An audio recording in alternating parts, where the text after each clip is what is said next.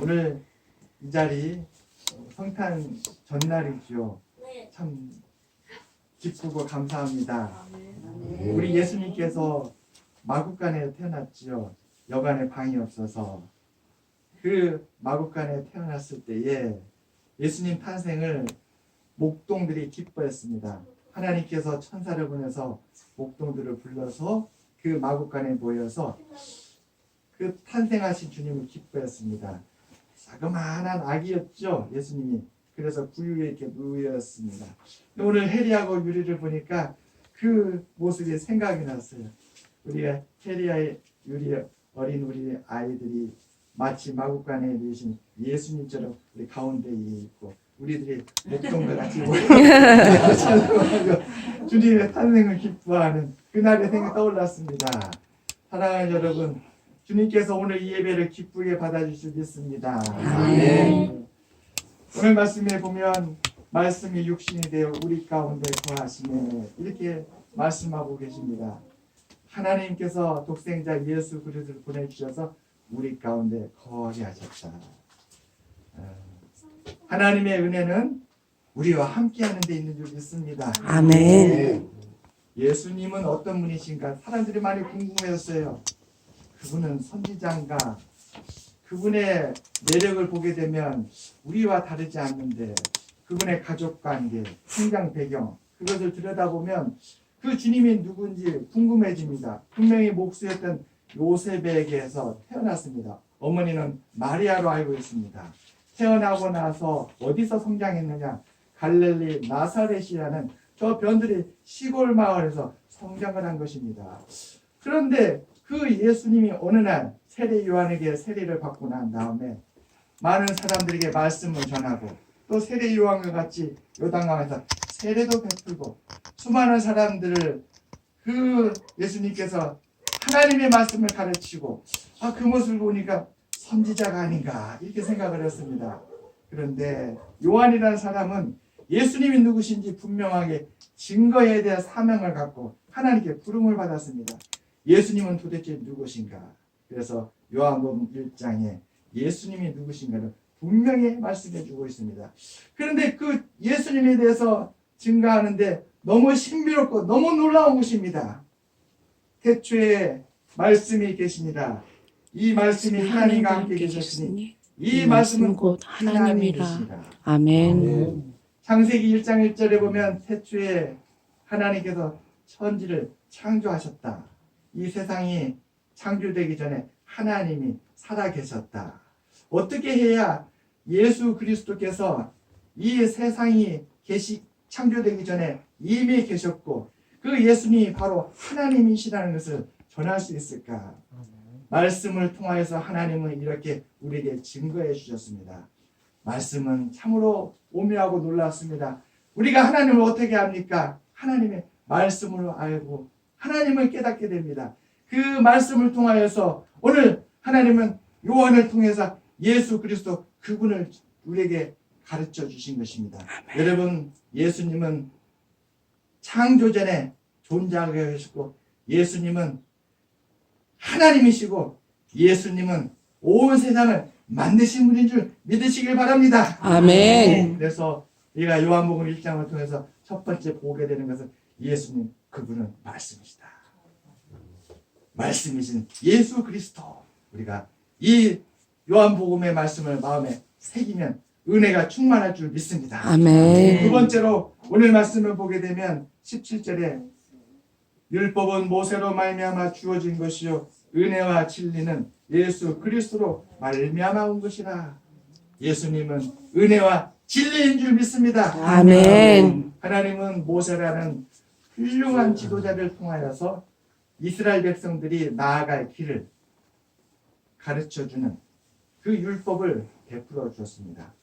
모세를 시내산에 올라오라고 해서 그 율법을 그 모세에게 전해주었습니다. 모세야, 두 돌판에 내가 10계명을 새겼다.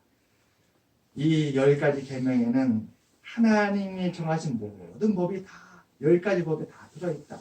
이 10가지 법을 꼭 기억하고 마음에 새겨서 이스라엘 백성들이 살아가도록 그렇게 해라 이렇게 말씀을 주셨던 것이었습니다. 율법을 주셨습니다. 그런데 그 율법을 받은 모세나 이스라엘 백성들이나 다 부족하지요. 하나님은 우리가 길을 잃어버리지 아니하도록 율법을 주셨던 것이었습니다. 또 하나님은 그 율법의 역할을 하는 것이 또 하나 있습니다. 그걸 우리 각자에게 주셨습니다. 바로 우리 마음에 양심을 주셨죠. 그래서 어떤 지혜로운 분은 하나님의 말씀을 어떻게 들을 수 있습니까? 물었을 때에 이렇게 대답했습니다. 말씀이 어렵지요. 또 성경을 열어서 깨닫는 것도 어렵고 또 법을 지키는 것도 어렵지 않습니까? 마음의 소리에 귀를 기울이시기 바랍니다. 하나님은 마음을 통하여서 우리에게 말씀하십니다. 이렇게 지혜로운 대답을 주었습니다. 오늘 말씀에 보게 되면 모세로부터 율법은 말미암았지만 은혜와 진리는 예수 그리스도로 말미암았다.